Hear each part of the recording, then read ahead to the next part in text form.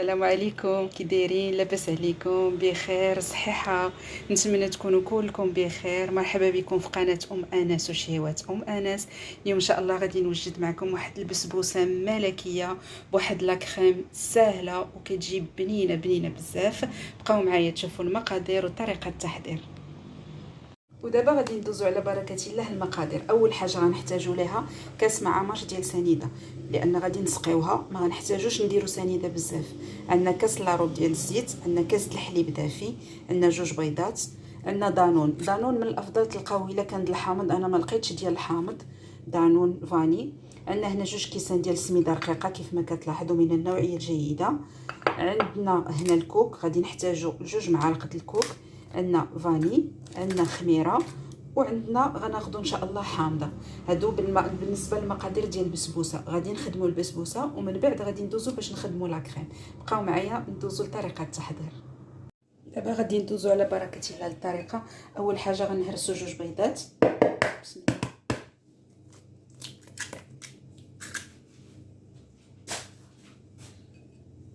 صافي، هنا من بعد ما هرست البيضات بجوج درت شويه د الملحه والكاس ديال سنيده. غنطربوهم دابا مزيان.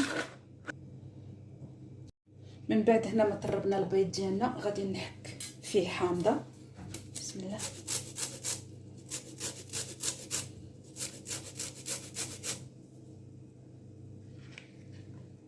طاحت لي قشره.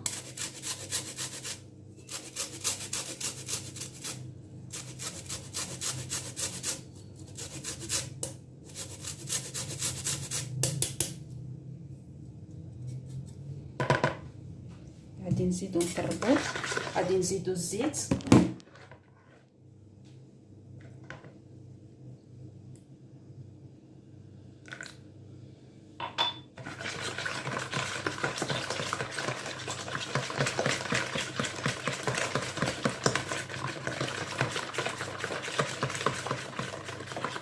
نزيدو الفانيا.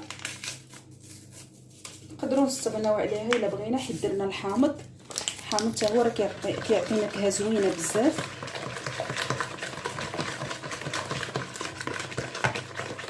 صافي، غنزيدو دابا الحليب.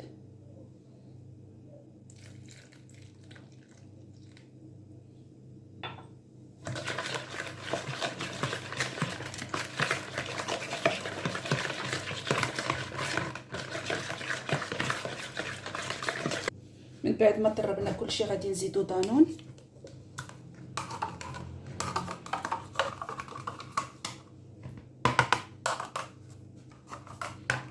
صافي، غنطربوهم كاملين.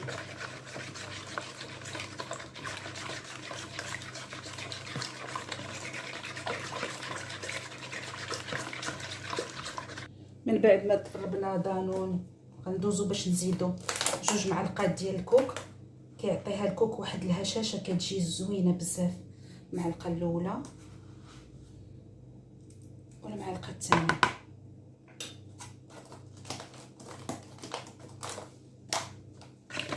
الكوك زوينه.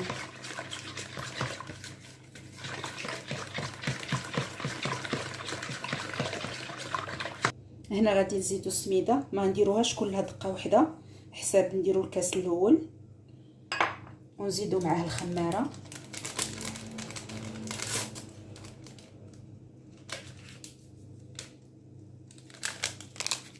نخلطوه مزيان عاد باش نزيدو الكاس الثاني. كيف قلت لكم في الاول جوج كيسان ديال سميده رقيقه.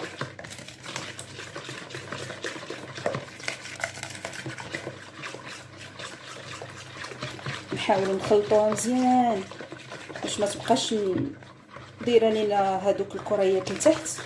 نخلطوها مزيان حتى يذوبوا.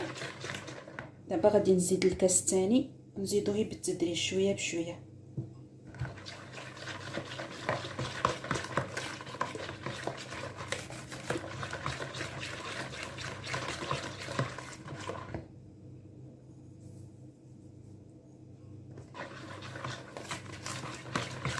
المول راه درته في الثلاجه كيف دائما. المول دائما ندهنوه نديروه في الثلاجه لان كيطلع لينا لي كيك ولا البسبوسه ولا كيطلعوها مزيان. والفران ما كنديروه حتى نسالي الكاك ديالي عاد كنشعلو، البسبوسه ديالي عاد كنشعلو. صافي انا زدنا الاخر. شوفوا كيفاش كتجمع.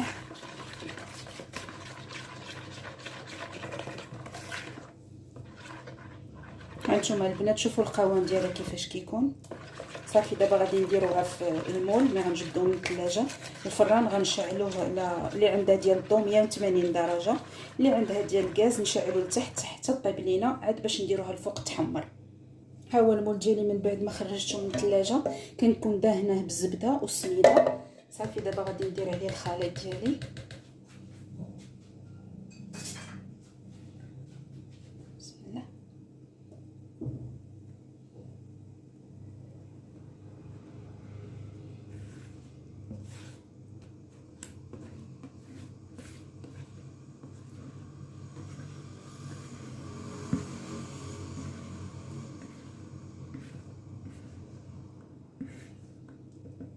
صافي دابا غادي ندوزو نديرها في الفران وندوزو باش نصاوبو لا كريم ديالنا.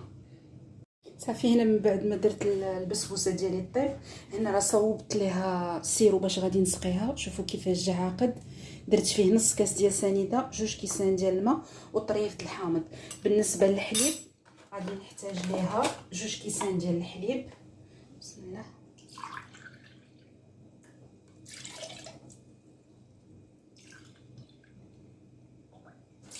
هما 2 كيسان ديال الحليب. سنيده غنحتاجو 2 معالق ديال سنيده، وكتبقى على حساب الذوق. اللي بغى يدير اكثر كتجي، اللي بغاها حلوه ياخذها، اللي بغاها شويه ولكن 2 معالق سنيده كتجيني مزيانه.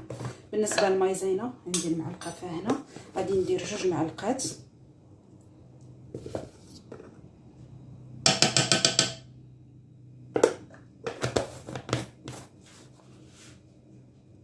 صافي كندوبوا هادشي كامل قبل ما نديروه فوق النار.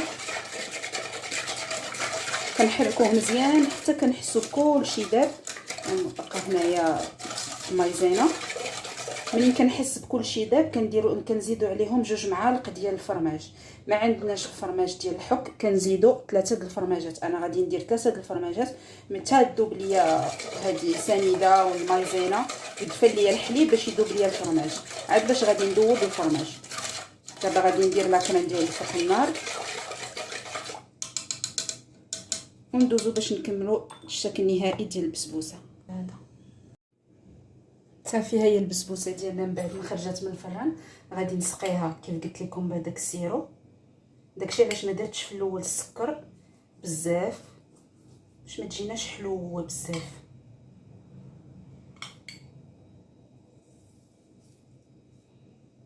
كريمه هي فوق البوطه.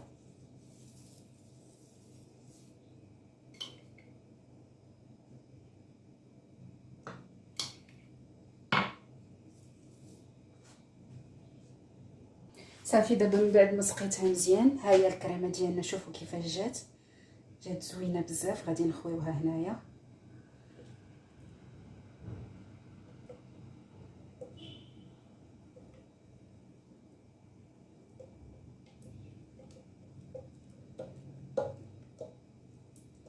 ما كتشوفوا راه جات كريمه زوينه، ما دايره لينا تكتلات، ما ديك لا مايزينا داغي دابت، ما بقاتش لينا في القاع.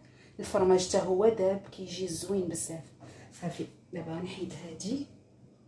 بالنسبه للتزيين ديالها كيبقى اختياري. انا فضلت نزوقها غير بشويه ديال الكوك هكا من الجناب، وكل واحد وكيفاش غادي يبغي يزوقها. صافي كنمشيو بهاد الطريقه حتى كنكملوا الدوره كامله.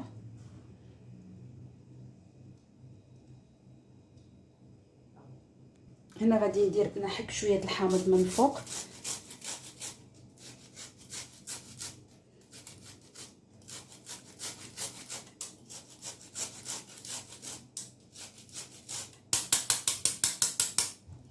صافي هنا انا خديت كركعه غندير غير هنايا الوسط وصافي. صافي هذا هو الشكل النهائي ديالها. شوفوا كيفاش كتجي. هي واحد الحاجه اون فوا نساليو منها نديروها في الثلاجه لمده 3 سوايع حتى ل 4 سوايع باش يلاه يتجمد لينا هاد لاكريم باش تجي زوينه في المذاق. راه ما نقولش لكم راه كتجي زوينه بزاف وبنينه. انا رافقتها بالعصير ديال الحامض لانه كاين دابا، عرفتي كنديرو كل نهار وليداتي ما كيشبعوش منه كيحماقوا عليه. دابا المره الجايه ان شاء الله نحضر معكم العصير ديال الحامض. وهذه هي البسبوسه الملكيه ديالنا. نتمنى تكون عجباتكم، ما تنساونيش من لي لايك ومن لي كومونتير زوينين اللي كتخليو ليا، ونخليكم ونتلاقاو ان شاء الله مع وصفات جداد وشيوات جداد مع قناه انس.